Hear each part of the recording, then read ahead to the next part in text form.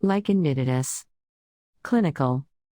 Clinically, it is characterized by small, 1 to 2 mm papules usually located on the extensor surface of the extremities, the trunk and genitalia of children or young adults.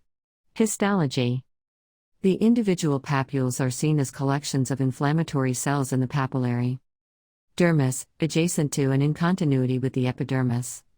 The infiltrate includes lymphocytes, macrophages, occasional plasma cells, melanophages, epithelioid cells and multinucleated giant cells. The overlying epidermis is thin and often shows parakeratosis. Around the edges of the infiltrate, the epidermis is hyperplastic, forming a claw-like epidermal proliferation which partially embraces the infiltrate.